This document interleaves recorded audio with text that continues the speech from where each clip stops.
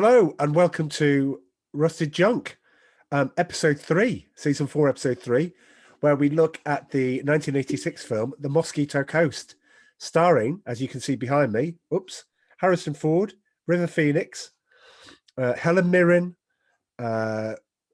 Hillary and Rebecca Gordon. We'll get to that in a moment. Andre Gregory. It's great. It's fantastic. You're going to love this. Here's the trailer.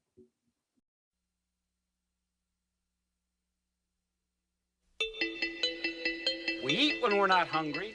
We buy what we don't need and throw away everything that's useful. There are people in New York that live on pet food and would kill you for a quarter. You don't dare take a walk for fear somebody will stick a knife in your ribs. Why sell a man what he wants? Sell him what he doesn't need. Pretend he's got 8 legs and 2 stomachs and money to burn. It's wrong. Some said he was a genius. Honey, he's gonna love it. I'm gonna knock his socks off. I'm gonna straighten his hair. But Dad, what is it? It's perfection. That's what it is. Some thought it was madness. Nobody ever thinks of leaving this country. I do. I think about it every day. Tell him he is a dangerous man, and one of these days he's going to get you all killed. He wanted to change the world. What is it you want? Elbow room. Come on. And when the world wouldn't listen, Goodbye, America. Have a nice day. he found a world that would. Can you see it, Mother? See what, Ali? Why, a beautiful house right in front of you. To a land trapped in the past. State your business, Reverend. It's the Lord's business. The Lord hasn't any idea this place exists. Came a man with a vision of the future. Your father can do magic. It's not magic. It's science. To a savage wilderness. There's hope here, Mother. There's hope here. Came a man at odds with himself. That's why I'm here. That's why I came. A man who would take those who loved him Can this my old home in America? to the edge of civilization. I think something's going to happen. Why are you doing this to us? We cannot go back. And beyond. Harrison Ford in his most remarkable performance. All your work? So sorry. I'm happy. We're free. The Mosquito Coast.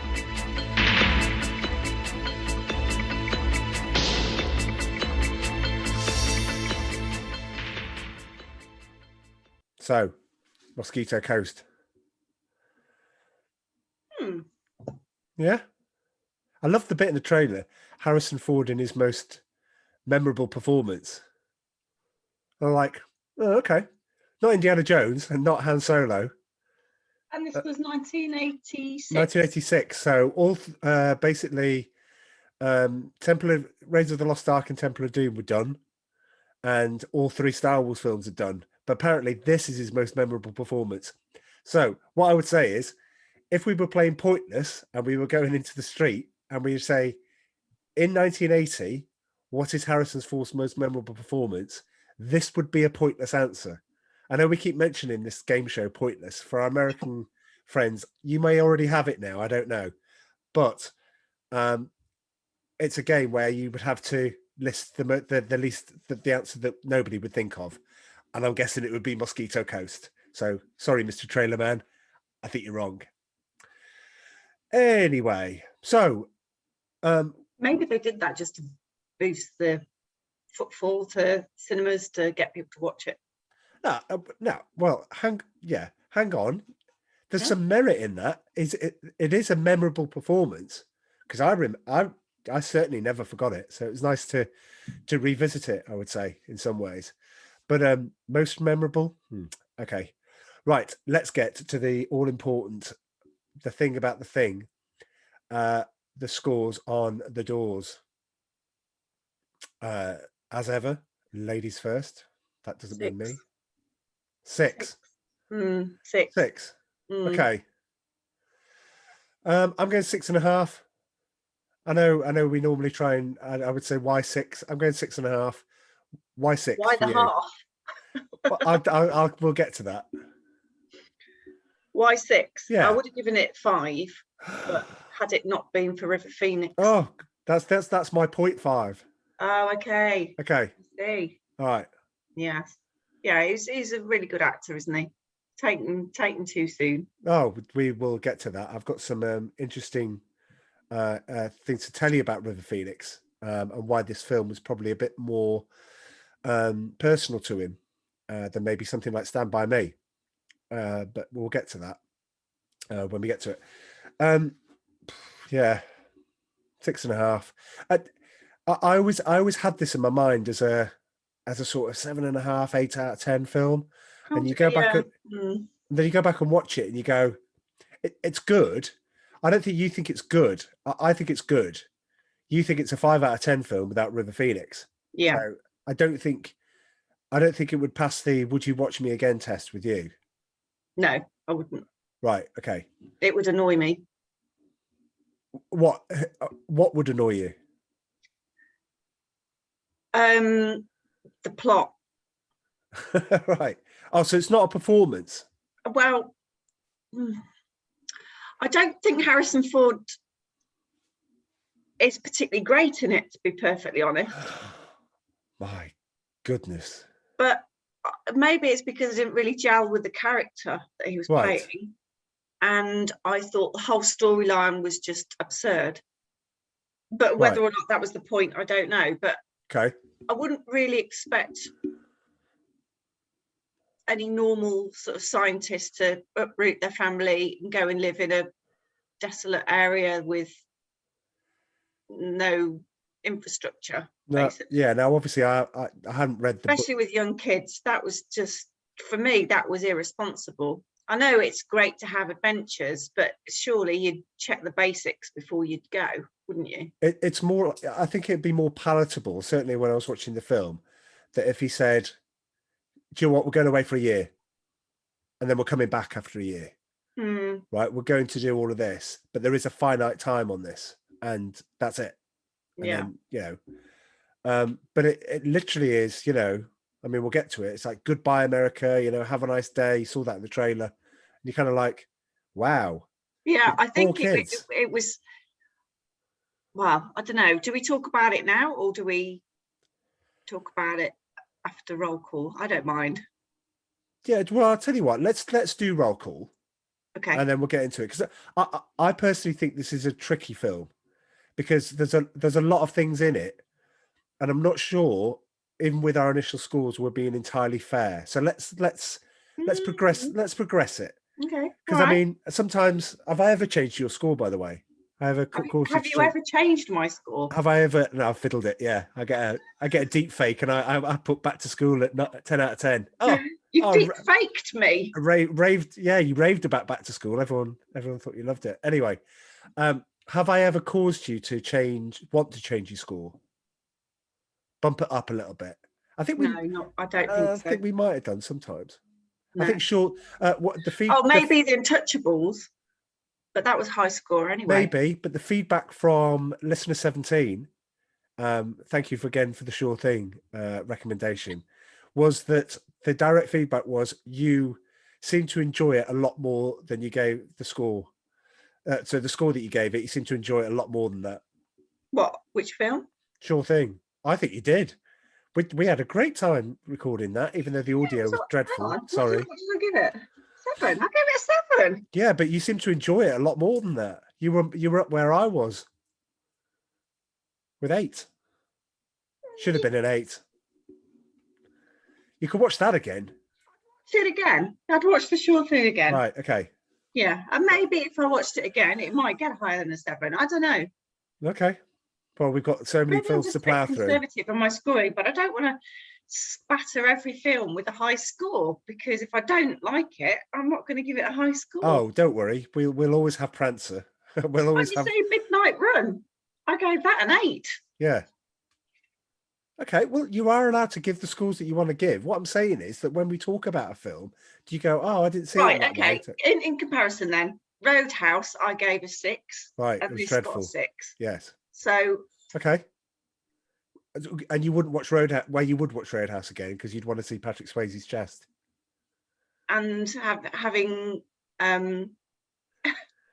equally, I'd like to see the dock. Having So, yeah. liaisons against the undulating wall. Oh, there it is again. The undulating wall makes another That appearance. just wouldn't happen. It'd be covered in bites doing that outside. Well, do you know, when I was doing roll call, a film that I constantly mention comes up again. And we can never do it, despite the fact it's a 1984 film. We can never do it because it would make zero sense to you whatsoever. But anyway, we'll get to it in roll call. I'll tell you when it is. Okay. In fact, on that note, Rocky 4 got a 6. well, So, you're deluded. You're it's a deluded 6 when it film. comes to Rocky 4. Maybe Mosquito Coast doesn't need a 6 then. Maybe it's a 5. Whoa, hey, don't go down the scale, right? let's see where we go. Crikey. And with no further ado, let's go straight into roll call. I think we're going to need to. There we go. Roll call. So, should we start with Harrison Ford? And should we start with Little Does She Know? Oh, no. Okay, yeah. Well, you can't have Indiana Jones and you can't have Star Wars. No, because then that's obvious. Ridiculous. Right. 3 films. Harrison Ford, go. Oh, my goodness. Was he in some kind of teacher film? As in, what do you mean? As in, he was a teacher? Yeah. You mean when he played Dr. Jones, the lecturer in Raiders of the Lost Ark? Yeah, it's not that then, is it? I can't have that. Harrison Ford. Did I give you a clue? Get off my plane. Snakes on a plane? No. All right, okay. Well, for those playing at home, you find this remarkably amusing. Let's just put the listeners and the watchers out of their misery. I can't think of anything. Sorry. I'll probably go, oh yeah. There we go. Here we go. Oh yeah. Right. Oh, yeah. So he started in American Graffiti, with his first film, directed by Ron Howard. He was the guy working. Out of, the Fonz and Happy Days, is he? Yes, that's Ron right. Howard. Right. Yeah. Okay. See, I know that much. Whoa. Yes, but anyway, he was famously, I believe the story was, he was also a part-time carpenter as well as an actor, and he was working on George Lucas's house, and George Lucas liked him so much he said, "Why don't you audition to play Han Solo?" And then the rest is history. So yeah, he was George Lucas's carpenter. There you go, fact fans.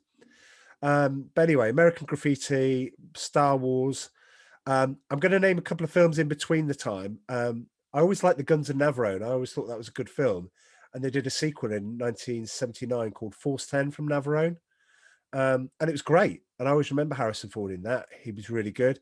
He's in Apocalypse Now, but blink and you miss him because he's right at the start. Obviously, the iconic Raiders of the Lost Ark, the iconic Han Solo goes without saying. Blade Runner, of course. Very famous. Yes. Deckard in Blade Runner. He appeared in other films like in the as I say, in the 80s and 90s. He was in a film called Frantic, which is really good. It's a remake of a French film where basically his partner goes missing. It's brilliant. It's fantastic. He then gets the role, and this is where it becomes slightly contentious for me. He then gets the role of Jack Ryan in Patriot Games. Now, all the Jack Ryan books. He then went on to do the Clear and Present Danger. That's right. Now, unfortunately, there is only one Jack Ryan for me, and that's Alec Baldwin in The Hunt for Red October. So I don't care who you replace him with. You can replace it with Laurence Olivier or the most beloved actor, whatever. Jack Ryan is Alec Baldwin. What happened is Patriot Games was spoilt, I think, because it was a great book made into a very poor film, and in no small part to the addition of Sean Bean doing the worst Irish accent I've ever heard.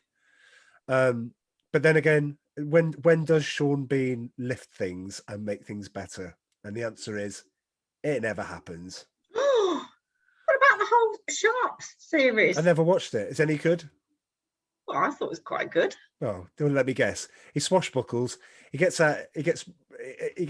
ruined, awakened out of his tent, and he comes out with no top on. Yeah, a lot probably. There's some of that. There you go. Yeah, there's Sharp. some romantic dalliances with ladies of higher integrity than what they should have had. Okay. So we then have him moving into, if we were doing 90s films, we'd definitely be doing Air Force One. Harrison Ford as the president in Air Force One. That is a joyous roller coaster ride of a pop bubblegum movie that I could think of. It's just great, which is why I use the line, "Get off my plane," where he kicks the bad guy out. I don't It's think I've just, ever seen it. I'm really sorry. oh, I've just got it in 4K, and I'm like, I've got to watch Air Force One. It's just Lucky me then. incredible. Well, you'll like it, apart from Gary Oldman's accent, but still, it's fine. And then, obviously, with the later films, we've now got Call of the Wild, and he played Rooster in The Secret Life of Pets 2. So, Oh, of course he did. Yeah. yeah. We only So watched that the other day. notoriously cantankerous, and is obviously Yeah. he's filming Indiana Jones 5. God knows why, but anyway, he's doing it at And 79. how old is he now? 79. 79. Yeah, Indiana Has he Jones. actually got any insurance company that are insuring him to film these Well, things? he had an accident on the set of The Force Awakens, whereby a door that came down on the Millennium Falcon slammed on his ankle. Basically, the filming was stopped for about 5 weeks to allow him to recover. Crumbs. And then he's had an accident on this film Oh, has he? that he's doing. I can't remember what it was, but I just thought, oh, crikey. Yeah. Look, I mean, he's legendary. Cantankerous, never really liked Star Wars. I know that sounds horrible. Sorry, kids. It's like telling you there's no Father Christmas. But no, he didn't. He couldn't. He just. What? He There's didn't. no Father Christmas. No, sorry. Yeah. Oh God. Okay. Let me scrub the bit about the Easter Bunny. Okay. So yeah. You have to put a warning on this. Well, you can. If people are in their cars listening to it and they've got kids in the back. Yeah. Okay. There is though. Yeah. Okay. We'll ask your parents. It's fine. You're just lying, aren't you, really? I am lying. Yes. There, of course, is a Father Christmas. But I'm not lying when I say Harrison Ford didn't like Star Wars, and it shows. And it's every time he's asked about it, he's just kind of like, oh God, get off the point. I don't want to talk about it. He's a very rich man, though. I don't think he should be dissing. And he doesn't want to talk about Indiana Jones, despite the fact he keeps making films. He should have stopped at Last Crusade. Oh God! Never made Kingdom of the Crystal Skull should never have been made. Oh, Christmas Skull. Oh, Christmas Skull. King of the Christmas Skull. Anyway, we're spending far too long on this. That's Harrison Ford. He's in it. Right, we'll get to that. I think we all know who he is. Anyway, Helen Mirren. I'm not going to go through your Helen Mirren. Do you give me anything from Helen Mirren? What do you think? She's been in some steamy stuff, hasn't she? She has been in some steamy stuff, which was Caligula, which every boy wanted to, what do you call it? Exchange the video cassette of that particular scene. That sounds a bit grubby. Well, yeah, the film itself was. She was in The Long Good Friday. The first breakout Hollywood film that she had is the film that I wanted to keep mentioning, which I'm going to keep recommending, despite the fact that the majority that you will see it go, I have no idea what's going on in this film. And that's 2010, the sequel to 2001: A Space Odyssey. 2010, the year we made contact. She plays Commander Tanya Kurluk, opposite Roy Scheider. It's wonderful. I just that's Helen Mirren for me. For the US listeners, they might not know, we had a UK series that might have got over there called Prime Suspect. She was in for many seasons on that one. I think that's probably what people most remember for here. She in Calendar Girls. She most famously played the Queen in a TV series. She was very good in that. Later on films, she's been in Red with Bruce Willis and John Malkovich, which I think is wonderful. They're all like people of an elderly age, but they can still kick ass. And it's just, I love it. Red 2. She voiced the Dean in Monsters University. She was in Fast and Furious 8. Hobbs and Shaw, the Fast and Furious film after that. She's now in the newly released last week, Fast and Furious 9, where she plays Queenie again. And she's also in the new Shazam movie. So she's keeping herself busy. Yeah. What I remember, because we saw it on the telly not so long ago, didn't we? We were looking at like old stuff on YouTube and different things, just wandering around as you do of an evening. And that interview with Michael Parkinson. Oh, it's yeah. It was in 1975. Those that don't remember or know of Michael Parkinson, he was a very prominent chat show broadcaster, and was he a journalist as well? Yes, I believe so. Yeah. Yeah, but he was mainly in sort of entertainment and sort of doing those sort of, you know, in-depth chat shows. But he interviewed Helen.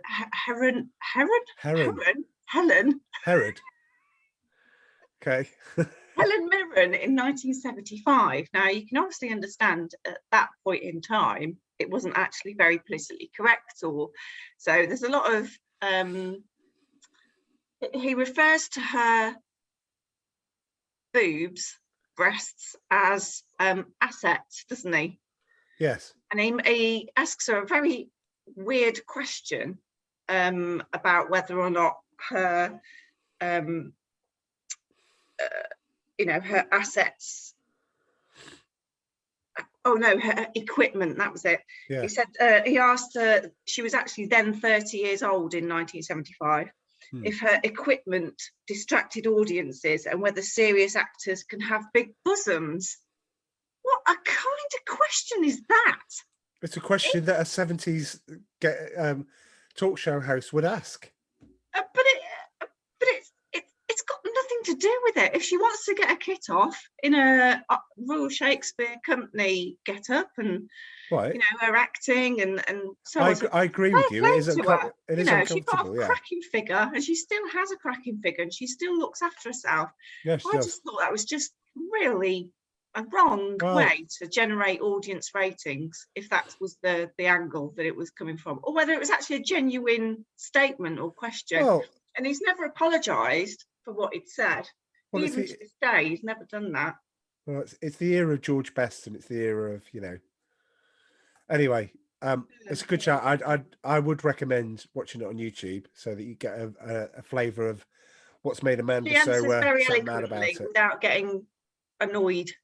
Yes, yeah, well, there is an annoyance there. Yeah. Okay. Anyway, so yes, back to roll call then.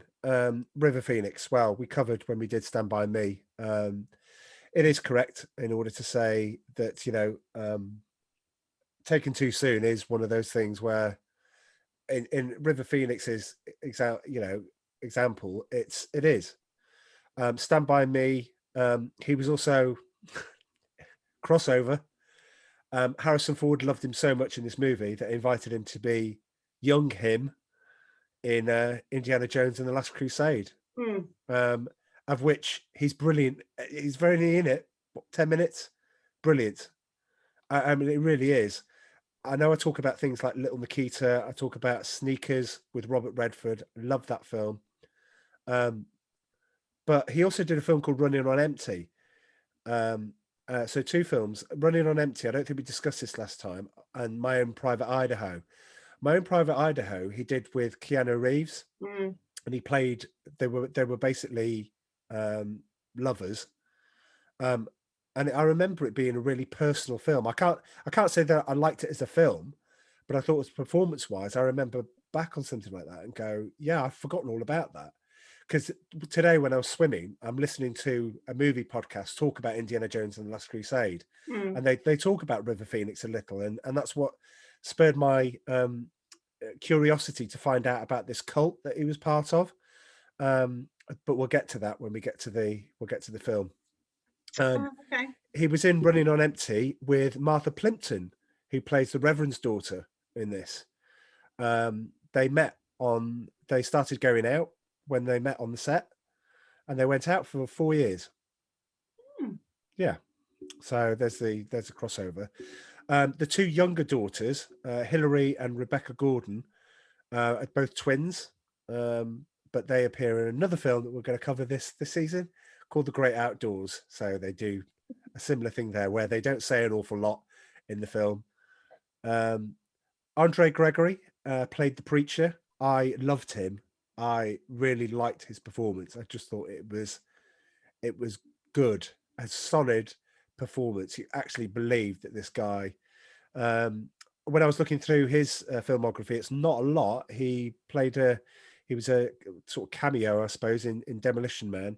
He was in The Last Temptation of Christ, but he was also in The Young Pope, which I believe you watched with.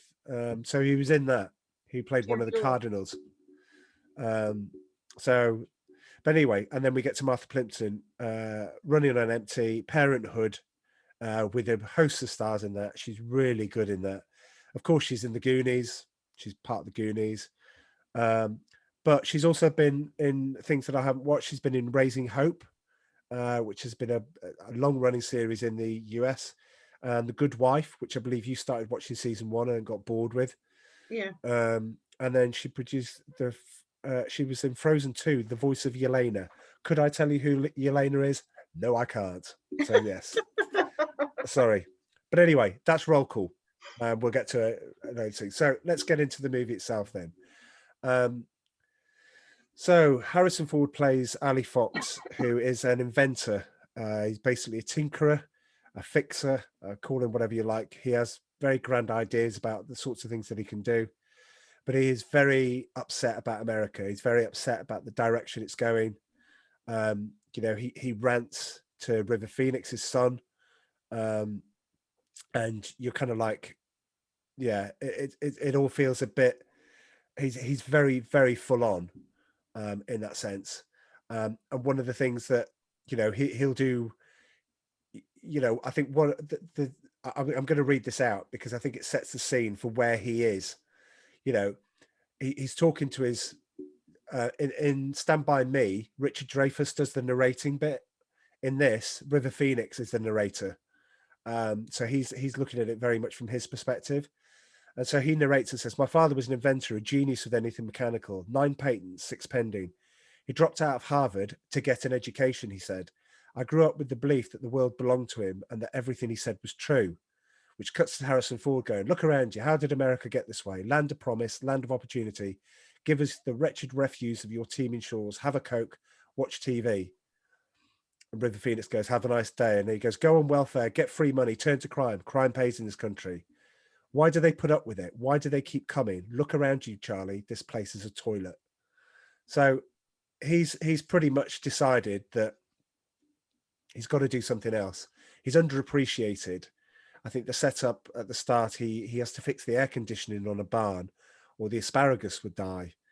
And instead, he starts to, finding a way to create ice out of fire. And I think to end on this bit, obviously, I'll just bring you in. I know that I just wanted to start that with a bit of scene setting. But I think throughout this, his desire to be liked and desire to be appreciated causes his whole reason. It's everything to him. And when somebody lets him down and somebody doesn't see that, he completely switches off. He turns the other way. So then he makes a decision, and I'll read this. So then he makes a decision to pack everything up and go to the Mosquito. So what did you think about the start of the film? How did you think it set it all up? He just had this air of being a little bit crazy about him. Right. At first I thought, oh, he's just like quite eccentric, but then I just thought, actually, he's a really selfish guy. He will literally do anything without listening to anybody else. Yeah. And go his own direction, and he takes his family with him. Yeah. Who actually have no choice in the situation. They just, he just calls it an adventure. And like even his wife doesn't even question it, and it's almost like it's an adventure. It'll be fun, and and that's it. Why doesn't anybody ever question it? When he hands he sends River Phoenix to hand in his resignation letter, to which the guy that's still waiting for the asparagus air conditioning says to him, your dad is dangerous. He might get you killed one day. Yeah. They've got people saying this. And River Phoenix, certainly at the start of the film, is so in awe of his dad. Yeah. So, desperately wants to be liked and have some sort of responsibility or just time, just attention or anything from him, he will ignore all of this. Yeah, so he was an inventor with big ideas. But I didn't know where Mosquito Coast was, and I had to do a bit of geographical research. It actually is in Nicaragua, right, which is between Honduras and Costa Rica, and it's surrounded by the Pacific Ocean. So he ends up buying a town, doesn't he? That's right. He's just town of Geronimo. Yeah, with a and J. I think he's expecting a bit more infrastructure than when he turns up and finds that it's just literally a load of huts. Which he does. So obviously, because we did quite a long roll call, we're probably moving at a pace at this. But he basically goes to the town. They leave with the dishes in the sink. I mean, that's how prepared. It's literally, we're off, we're going. Yeah. You know, he gets drunk with his friends. There's a map of Il Mosquito. On the table. That's where he's going to go. Everyone's going. Nobody's allowed to say no. Everyone's going. And I think you're right. I think he's remarkably. His character is. He's a genius. But is he though? Well, he's a genius in the set. Yes, yeah, I think he is. And I think, you know, when we get to it, when he builds the town of Geronimo up and builds, you know, and finds ways to do things, he is a genius. Unfortunately, he's a very unlikable man. He's one of those types of people that, yes, he may have his gripes. Yes, he may have his problems. He doesn't seem to have any love in it. It just doesn't seem to have any love in his heart. He's just obsessed by doing of getting the likes. I think he's emotionally stunted. Yes, he is. He doesn't seem to have any connection with anybody. No. And, you know, even like later on in the movie, when his sons, when they're on the raft and like the engine breaks and like he has to go in the water to find something, and he doesn't reappear until quite a bit after, and like his wife is literally devastated and just basically breaks down and says, I can't go on, I can't go on, I can't go on. And the two sons basically have to try and come up with a plan. So they say, right, we'll go off to the village where our friend is, and then Ali pops up the other side. Well, we're skipping a lot towards the end here, but okay. The fact that he then berates his sons and puts them in a boat. Yeah, in a coracle that's like at the back of the boat. And so it's towing them as you know, punishment. You just think they were doing what they thought was the right thing, because he is the main instigator and person that's you know, invents all the stuff to keep them alive. He's got the drive and the passion. Everyone else is just along for the ride. Absolutely. So they don't have the skills that he has. They're not old enough to have the knowledge that he has. He hasn't really passed it on in any way. So you're just like, well, they're only doing what they thought best in order to survive if he'd been drowned. Although it's based on a book that was written 5 years before this, and has now been made into a TV series, apparently, and the reviews aren't great. I am interested in seeing it after seeing this film. I'm interested in seeing what, even if it's just to watch the first episode. Yeah. I don't see where the likability and command and love and warmth of his family is enough for them to down tools and move to somewhere completely different without any plan.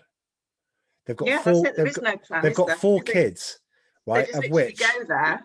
Yeah. And he hasn't even bought the town at that point. He hasn't done anything. They get to this place and he buys it from a guy in a bar. Yeah. You know, I mean, and how do you know it's all legitimate anyway? It's exactly. Really bizarre. Anyway, on the boat, he meets the Reverend, who's a missionary. So some nice interchanges between the two of them. He senses that, you know, Harrison Ford is a godless man, even though he knows the scriptures inside and out.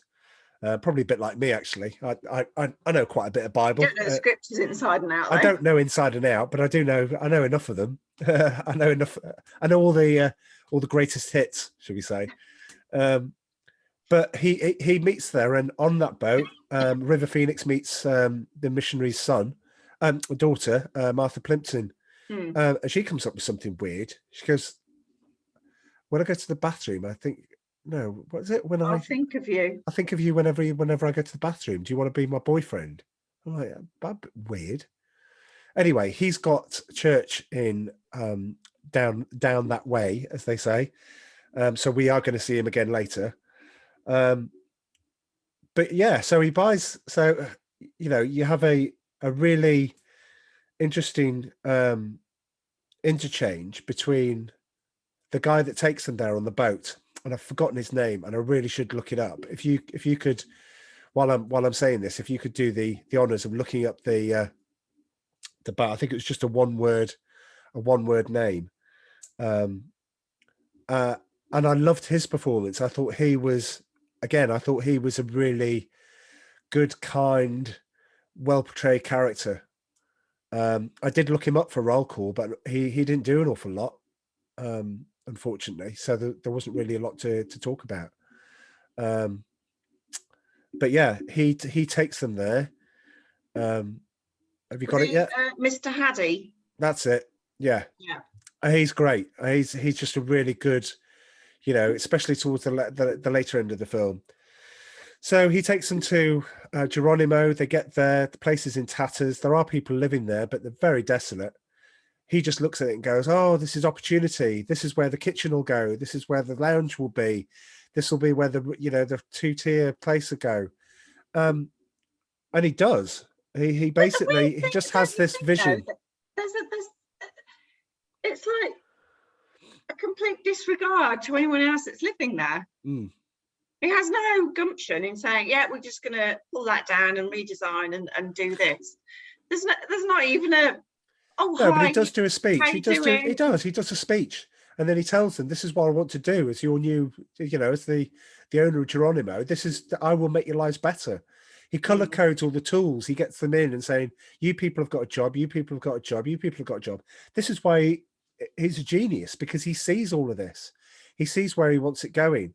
He sees that he's going to raise the huts. He's going to make them better, which he does. He put gangways in, which connects the village to each other. Yeah, but there's an ultimate point to this, though, isn't there?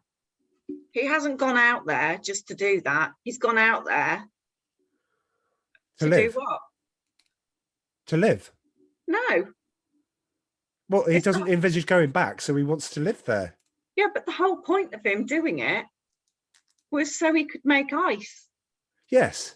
And give it to the people that have never had ice before. Yeah, okay, absolutely. I thought you meant the longer game. The short-term one is that he's going to create this machine that builds ice. Which is what he invented and showed the farmer owner. Called it Fat Boy, yeah. "I don't need this. I don't need ice. I just need you to air condition my asparagus." But you realise what he was trying to do is say, here is the concept at the start. Do you understand this bit? Because if you understand this, I can then help you with the asparagus. And what he ends up doing is he ends up building a huge version of Fat Boy, which can make the ice. Comes out of it. It does all of its stuff. You put the flame in, it does all of its funky stuff, and it makes ice.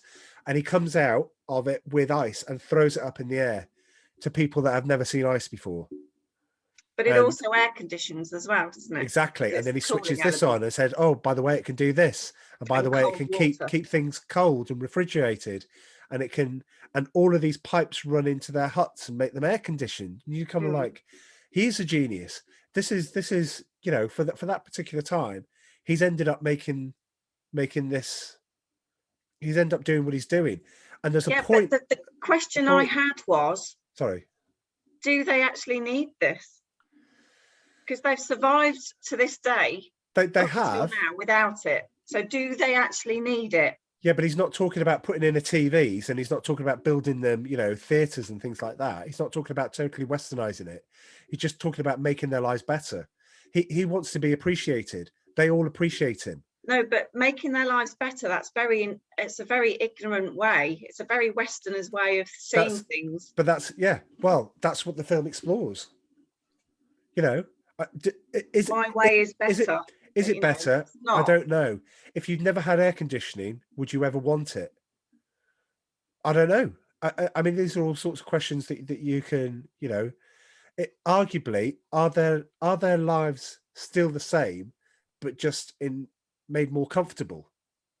Yes. Has he changed what they do? No. They all still go to church. He doesn't agree with church. They all still go to church. They all do what they're going to do. He isn't changing them and forcing them to do something that they're not. He's just making their lives a little easier. Maybe. But anyway, so yeah. So there's a point in which he just before that, obviously the missionary turns up and says, I brought preserves, and he brings preserves for Helen Mirren and, you know, things like that. And he basically tells him to get out. God's not welcome here. You know, you're not to come in here at all. And obviously the people that are in the town are so, I was about to say indoctrinated. I don't mean that. They follow his teaching, his ministerial teachings, and they're frightened because he says, if you live here, you know, the fire and brimstone and all this sort of stuff. And he comes out very passionate. He's very good actor on that. But it's almost, once he's built the ice machine, there's nothing else for him to do. And the film, the director is very clever. He zeroes in on his face as if to go, now what? As in, like, I've done it. So what do I do now? So what he does now is he wraps up huge bit of ice, and he gets people to take it to a nearby tribe who would never have seen ice, who won't even know what it is. It was doomed to failure from the start. Pardon me. Carrying a bit, you know, any sort of ice, regardless of how you protect it in a, you know, heated rain, you know, very, very hot rainforest. Predictably, what happens is the boil of ice, they even stop overnight. And I'm like thinking, okay, well, that's going to reduce it by a lot. They get to the tribe. He's very disappointed because there's just a wet cloth. That's all that's left.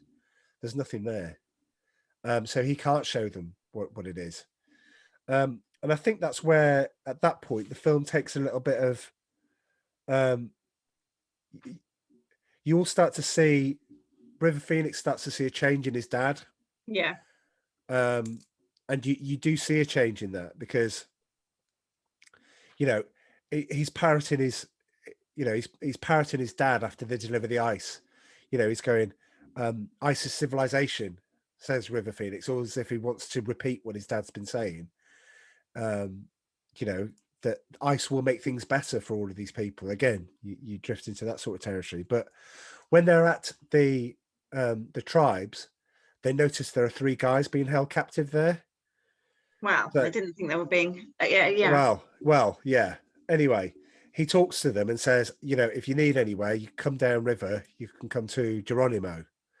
And they do. And they're not very nice. They're not particularly nice people. Yeah, they weren't being held captive, were they? No, they don't want to leave. They're very grubby. You could tell that all of the women were in danger. Yeah. And going to be. They were undesirables, shall we say? Yes, absolutely. So out on the take, wanting to kind of get what they can. But for the first time, he's not in control. For the first time, he's not got the control. Yeah. And it scares him so much. He says, the place is infested with ants. You're going to have to go. You know, take the boat. Take the boat down at the thing. Anything to get rid of these people. Anything. If you were looking at it one way, he doesn't want 3 alpha males in there. If you look at it another way, which is probably the correct way, he doesn't want these 3 people disturbing the life that he's just built. So he has to go through the indignity of pretending to burn the furniture. He doesn't pretend to burn. He does burn. Well, he does. But what I'm saying is, he doesn't do the whole village. Houses and burning furniture and stuff, doesn't he? Yeah, absolutely. So he goes to Helen Mirren and he goes, "Well, we're stuck with them. I don't think they're going to move. I don't think they're going to go because they've got everything they need here. Because he's created this little idyllic place, and they don't. Where are they going to go? He chainsaws houses down to try and convince them that they have got an ant problem. So Helen Mirren's putting the kids to bed, and one of the guys, you could sense he is millimeters away from pretty much molesting Helen Mirren and whoever else, until Harrison Ford turns up and then says, "Oh, I've got your new hut ready." And what he's done is he put them up inside the machine, inside Fat Boy. Mm. And then he gets River Phoenix to go up there and says, "You need to go. We need to do something about this," as if to go, "Now I'll treat you as a man. Now I'll treat you with respect. You need to go up the top and close the roof. Close the vent. Close the vent. Because basically I'm going to lock these people in here and turn it on. And freeze them to death. So you've got this particular situation. It happens. You can hear them screaming. It's not particularly nice. I mean, yes, they are undesirables, but at the end of the day, it's not a particularly nice scene. They start shooting inside. What happens is they start shooting. It blows up Fat Boy. Not only that, they shoot the ammonia, don't they? Yeah, they shoot the ammonia. What it does is, because that's on fire, all of the pipes, the pipes that are connected, the cloth, the plastic air conditioning, goes to everywhere. Yeah, flames spread everywhere. Yeah, absolutely. Being reclaimed, they go everywhere, don't they? So it burns the whole village. Yeah, which is awful. But the question I had was, well, I was going to say just before that, one of the things is Harrison Ford's reaction at that point.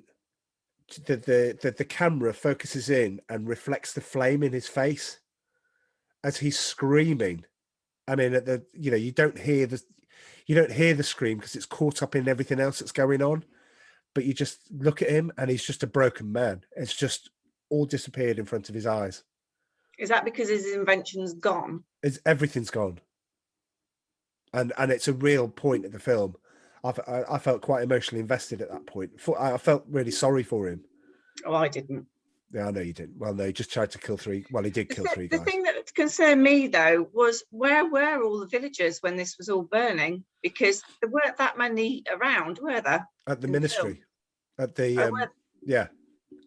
Because you do find that's where they are at the end. That's where you see them at the end. They're all sitting in the church. It's all the same people.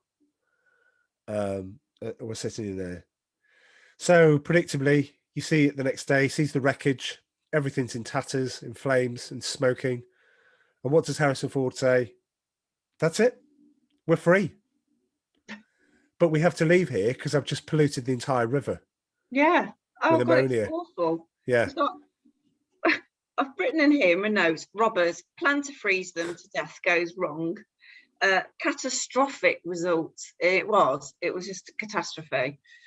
Poisoned the river with ammonia and the whole village was burned. Villagers left with nothing. So he's literally gone in and he's actually wiped out anything they did have. They haven't even got what they had before he came because they got nothing. Yeah, but it feels like, the runners up on Bullseye. Well, I came with nothing, so I'll leave. Potentially, I'll take the risk. I'll leave with nothing. Let's see what he could have won. Yeah, they can have the BFH, bus fare home. Anyway, they aren't there, and he's basically gone, right, we have to go somewhere else now. So instead of the family going, we're going home. Let's then obviously, go home. Yeah. Oh no. The weird thing is, they punt this thing all the way up to the ocean. So to the mouth of the river into the ocean. And they all think they are standing on a very tiny island, right? And they're all cheering because they're going, and they're in the sea. They've got splashing themselves and everything's going fun. And they think they're going home. And Harrison Ford goes, you can't go home. There's been a nuclear war. There is no US. And I'm like thinking, whoa. At what point? And he's like, no, we're not going back. He gives Mr. Haddy his Amiga watch and says, thank you for everything that you've done, but we'll set up here. And he builds a new home on the island. And I was like, How did he do all that? Because there's nobody to help him. You know, did he do all of that on his own? Because he builds like a smaller version of Geronimo, much smaller version with, you know, crops and things. And it's kind of like, how long has passed? You know, how long has this all taken? I mean, there's no And if sense of that time. island's made of sand, can you actually grow anything in sand? Well, exactly. I think what he did is he went off the island. He went to somewhere else, but It's all a bit peculiar. That Mr. I Addy, just felt that bit of the film, it wasn't necessary. You could have just finished it at the point where the whole thing. absolutely. Helen Mirren needed to take control and go, enough. Right, Yeah, enough. let's go home. I'm not being funny. Right, there's 5 of us, you know, against one of you. Adventure, and then there's an adventure. Yeah, there's an adventure, and going, what do you see us doing? I mean, they're not even part of the community. They're basically living on their own. It's like the Big Brother house. Are they going to spend the rest of their days there? You know, it just doesn't. Maybe it's more realized in the book, but it doesn't make a lot of sense. So you've got Mr. Harry going, look, if you build here, it'll all be underwater. Yeah. It will. As soon as the monsoon comes, this is going to be wiped out. It's going to go, yeah. And why doesn't Harrison Ford listen to him? Because he's like, this is a man who lives in the area, who's been brought up in this area. Surely you'd think, oh, actually, or he's saying, yeah, it's going to get flooded when the rains come. I'll probably have to listen to him. Yeah, let's build it like, you know, further up the coast or inland. What he's telling him something, he's questioning him. So obviously Harrison Ford does what he does with everybody else. He makes him out to be the bad guy and says he's dangerous. So yeah, you turn out to be, again, selfishness pops up. Yep. And basically want to be the bad guy. And then one of the kids, River Phoenix's brother, mutters something. And they said, oh, if you want to go with him, that's fine. You know, but if you go, you're never coming back. Yeah, right? You'll never basically ever be able to come back to family again. To the family. And I'm like, what an ass. I mean, towards the end of it, right? I respect. I mean, I think the performance is good. You know, you might not like the character, but you know, I mean, his performance is good. But it comes to a point that even if you're working with this material, there comes to a point in which go, okay, I've lost faith in I've lost faith in the story. Because I started to kind of turn off at that point, really. Yeah. I just thought, oh God, how long's left? Anyway. Where's this going? Absolutely. Mr. Haney has sold Harrison Ford's watch to buy the boat, which he called Omega. Yeah, a new boat, yeah. Yeah, a new boat. And Harrison Ford went, oh, I only had that watch in my family for so many times, as if he expected him just to keep it. Yeah. And I'm like, if you valued that so much, why did you give it away in the first place? Exactly. And if you were going to give it away and didn't want him to do anything with it, you'd put the conditions on it. Yeah. Anyway, there comes a tropical storm. Mr. Haddy returns and says, you're going to drown, but he's talking to River Phoenix and gives him an outboard motor. Basically gives him the spark plugs and the fuel. The spark plugs and the fuel for the outboard motor, yeah. So what does Harrison Ford do? So everything's gone again. Everything's been washed away. It literally, you know, the family are moments from death at so many times in that scene. And you're just like, I don't know where this is going to go. Yeah, he goes back downstream. He goes back towards where he's just polluted. He goes back as if he's going to try and start all over again. And at this point, I just went, I might have watched this and really enjoyed this, but this is getting some points knocked off because now I've just lost it. I've lost faith with the story. I've lost faith with the writing. I don't see where this is going to go. Is he going to set up again and he's going to have to move again? But yeah, he loses the plot. As you pointed out, there's an incident whereby the motor has an issue with the motor. Harrison Ford dives underneath. He doesn't come back up for a while. So that's what I was referring to. Yeah, everyone's sort of celebrate. They don't celebrate. They don't celebrate. Helen Mirren's distraught, But because then he's the guy with the vision, with the know-all Yeah. and the know-how, yeah, in order to make stuff and get them to point B. but this is where River set up Phoenix a new- steps up. Absolutely, River Phoenix steps up and then says, "Do you know what? It'd be better without Dad. We're going to go upstream. This is where we're going to go Let's now." go to Mr. Hadley, yeah. Right. So River Phoenix isn't distraught because he sees this as the opportunity. This is the opportunity to Dad's dead. Right. Okay, let's go. Let's get back to some normality. And everyone else is like, yeah. So Harrison Ford isn't dead. He listens from the side of the boat where he has found the stuff. The two kids are put in the. It's just horrible. You see that he says, "I'm doing this all for you." You know, while they're in the coracle, River Phoenix goes, one of them turns to the other and goes, "Well, you know what? If you just stab him, I can all we see is his back because he's got his back to us. You know what? You can stab him just between the collarbone, and the kids have lost it." Anyway, towards the end of the film, now they find the church, they find the missionary, they hear the singing, they pull up, they hear the reverend coming from the church. Harrison Ford is going to go, right, I'm going to give him a piece of my mind. Don't know why. I mean, I don't know what the missionary has ever really done to him, apart from challenge him.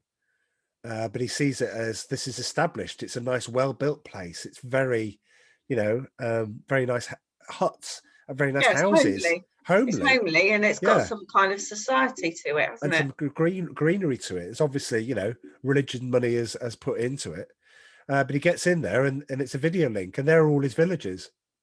They're all attending church, and he says, they're all brainwashed, and you realise that the Reverend and his family are living in a really nice house. Meanwhile, River Phoenix, the whole family hasn't showered in weeks, and they managed to get Master Plimpton's attention, and it looks like a regular house. Like a dinner table with all the trimmings. The two boys escape from the raft, don't they? Yeah, and kind of creep up. Yeah. So they go in. Martha Plimpton sees him, and they sort of hatch a plan where River Phoenix is going to take charge. But Helen Mirren is going, "I can't leave you, Father. I can't leave Dad." I'm like going, "What does it take? Yeah. What's the point?" In which the kids' lives are being ruined. You can see the descent into this. He's obviously lost it. I don't know where your role is as a parent in this, because it seems to be sadly deficient. So just as they're hatching this plan, Harrison Ford decides to set fire to the church. And I'm like, I don't understand why. I'm trying to see the symbolism. Why is he? Does he see the church as evil? Does he see the church as somehow in the way of his plans? I think he sees it as because it was in front of a television with this broadcast. It's not him in person preaching. Yeah. And I think he sees the start of like the American way, almost infiltrating country that shouldn't be indoctrinated to the same kind of practices as the US, and its demise, and it's like a mini America in this missionary area. And maybe. I mean, that's probably plausible. I think it's the symbolism of that. So he's just kind of retaliating against it and everything that it stands for. But it doesn't make it right at all. No. And I think it's absolutely awful to then endanger other people's lives. Yeah, absolutely. Again, a selfish man. Yeah. The Reverend. Oh, the kids learn, don't they, that America hasn't been blown up? Yes, exactly. Martha Plimpton goes, "What are you talking about? It's fine. Everything's fine. Yeah. No worries." So they're obviously, even really more angry, aren't they, at like the fact that they trusted their dad and they looked up to him, and like for him to tell him that yarn. Yeah, it's not going to sit well, is it? And I forgot who said this, because the Reverend sees his church on fire, and then I can't remember what he sees to make him believe that it's probably Harrison Ford that's done this, and he gets his gun and he goes off. And I forgot who said this. You've always been against me. I think that's Harrison Ford saying to Helen Mirren, saying, "You've always been against me." And I'm like, well, the boys make it back down to the boat, don't yeah, they? yeah, With the key to the car and say, "This is our chance to go." And she sees the flames go up in the church tower. yeah. Because at that point she wasn't going to go, but the fact that she's seen that happen, she knows exactly who's done that. Yeah. She's like, right, he's completely lost the plot now. Let's go. And she just literally gets the twins, and I think they were just about to go, weren't they, at that point? And then the Reverend turns up and shoots him. Shoots Ali, yeah. So he's shot. They take Harrison Ford, they take the boat and go downstream. Which is really weird. Oh, they go, sorry, upstream. Yeah, upstream. No, the fact that they put him back on the boat and nurse him on the boat, and then they're just drifting around. Well, he's still alive, that's why. Yeah, but well, we're going to leave him for somebody else. Be all and end all in helping them survive. What on earth are they going to do with him injured on the boat, susceptible to infection, everything? Well, maybe that's with no fixed abode in order to provide a base and get fresh water, and I just find that madness, really. You do have a sort of semi-touching moment between River Phoenix and Harrison Ford at the end. And again, I think it feels to me more River Phoenix's film than it is Harrison Ford's, because I just think it's that character goes through a lot more changes in the film than anybody else does. And maybe that was the point of him narrating. Yeah, absolutely. As I say, if I'd read the book, which I probably find when we'll get to that in a moment in trivia time, the way that it differentiates. But yeah, so he says, are we going downstream? And River Phoenix says yes. And then it cuts to the view of the boat, and he dies. And it cuts to the view, and they've actually made it back to the ocean, which means that they're finally going back, presumably to the house which is left. The dishes and lead doing, because maybe somebody's had to do it for them. But yeah, so that's the film. I think, in the interest of time, should we get to trivia time? Yeah, go on then. Let's do trivia time because there are a few things to pick up in here. Okay, time for trivia time. So they filmed this in Belize, and the crew unearthed an ancient Mayan temple when they were building the set for the town. They notified the government, which then declared the site an important historical find. So that was there. River Phoenix and Harrison Ford had a close bond in the film. Ford stated that of all the young actors who were working at the time, River was the one that looked most like him when he was that age. So that's why he could play young Indiana Jones. I thought that was quite nice. Jack Nicholson was considered for the part of Harrison Ford's Ali Fox. He withdrew his movie partly because he could not watch his beloved Los Angeles Lakers basketball team from Belize, which is where most of the movie was to be filmed. So the baseball team took over in that sense. During casting, River Phoenix was passed on several times for the role of Charlie Fox for being too old because he was 15. When no age-appropriate Charlie could be found, Phoenix audition tape was brought in again to the director, and the director goes, he's the person for the job, and put the ages aside and said, he's the person for the job. So Jason Alexander from Seinfeld, we didn't do him in roll call. George Costanza. No.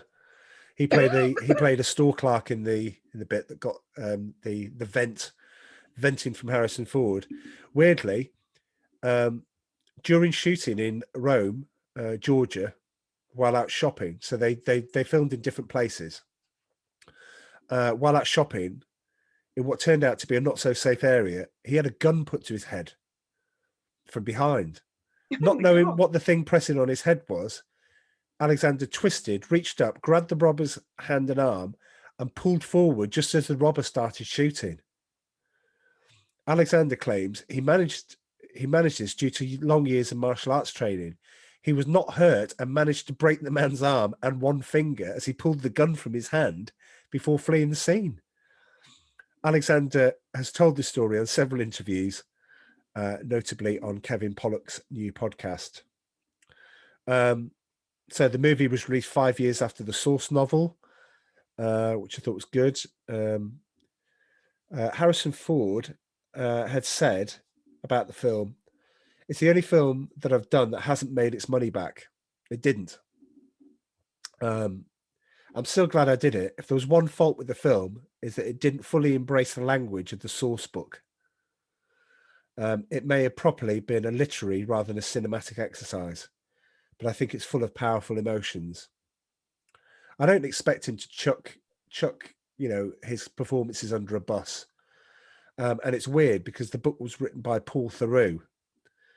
And in the latest remake on Apple TV of Mosquito Coast, the lead character, Ali Fox, is played by son Justin Theroux. So it's almost like, Dad, you know that book you wrote? I'm about to be in a TV series where I play one of the main characters. Can you give me some inspiration for the role? Which I thought was good.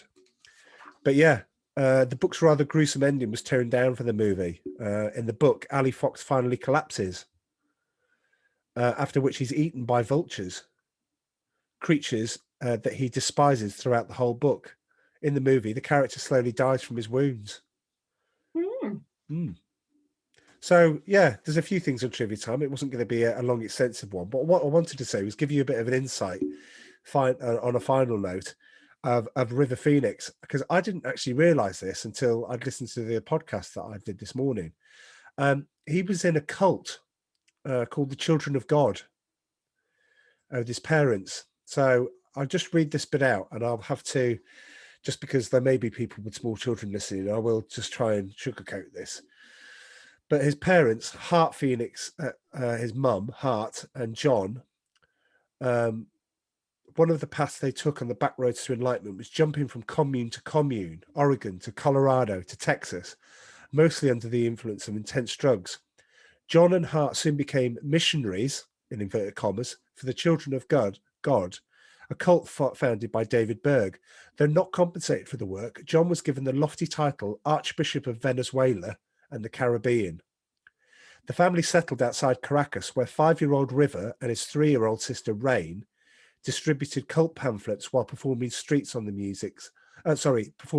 the streets for handouts. River's memory painted a bleaker picture of his early years. It was disgusting, he said. It was a shack that he called home. It had no toilet. It was rat infested. And according to sociologist David Van Sant of the Children of God, it encouraged sex among its underage members, which is why. So River famously claimed to have lost his virginity at the age of 4. So we discussed this on Stand By Me, where he said that he lost it earlier. I think that's a misprint. I think he said it was 14. But he said, "I'm glad I did it when I was young," he said, perhaps trying to justify the unjustifiable, but I didn't want those and different body parts that were in my face to make me perverse when I was older. So I blocked it all out. I was completely celibate from 10 to 14. You're just born into that reality and you accepted it. But the mother said, we had a vision that our kids could captivate the world, she said. And she used that to, had a manic obsession to use her children to reach the promised land, to go to Hollywood. Bumming a free ride back to America on an ocean freighter in 1978, the destitute Phoenix family took refuge at Hart's mother's place in Florida. Like God speaking to Moses, Hart heeded the calling and again uprooted the family. 40 places in 20 years, she once boasted. With John's inability to work due to a recurring back problem, the Phoenixes of Caracas, by way of Florida, headed to Los Angeles. So before I read you the last bit, does this resonate? Instead of being in America and wanted to go to the jungle, they were in the jungle and they wanted to go to America. And River Phoenix must have seen some stuff growing up because, so on a final note, River Phoenix said, "I figured we'd play guitar and sing. I'd play guitar and sing with my sister and we'd be on television the next day. Soon the kids found their way into one banal acting role after another. Space Camp for Leaf, that's not a bad film. Growing Pains for Summer, Kate's Secret for Liberty, Made to Order for Rain, and Glory Be, Heart Phoenix, Venus, vegan activist, nomad without peer, and advanced human spirit became a kid's manager. Hollywood is the one place where the Phoenix clan blended in. We were in competition at the same auditions, said Rivers' Stand By Me co-star Corey Feldman once said. We got to know each other's families. He was a normal kid. We were both normal kids that were in the business. And you think, now that is just a fraction. I just tried to summarize it up. That, you know, suddenly, you know, you get all these other, the Phoenix clan, and you just think there's no justification for, you know, or perhaps, you know, I was going to say no justification for taking drugs and going off the rails. But I think, you know, from River Phoenix's point of view, the things he must have seen and things he was exposed to, then he gets fame, and quite rightly, you know, great roles, really good roles to get his teeth into. And then, yeah, blows it. Yeah, it's a real shame. Yes, it's tragedy, really. It is.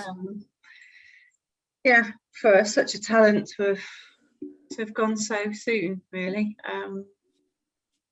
Anyway, yeah, yeah. it's quite sad. Yeah, it is. It is sad. Anyway, so yeah, there's Mosquito Coast. I've got to say, firstly, an apology. It's been 3.5 weeks since our last podcast. So yeah, we're going to up our game, and we might even naughty us. We went on holiday for a week. We went on holiday, but we still didn't account for that. Anyway, suffice to say, we're here. We've done it. We won't do it again. We're hoping to release one in the next 2 weeks. So we're going to do a nice light film after the Mosquito Coast.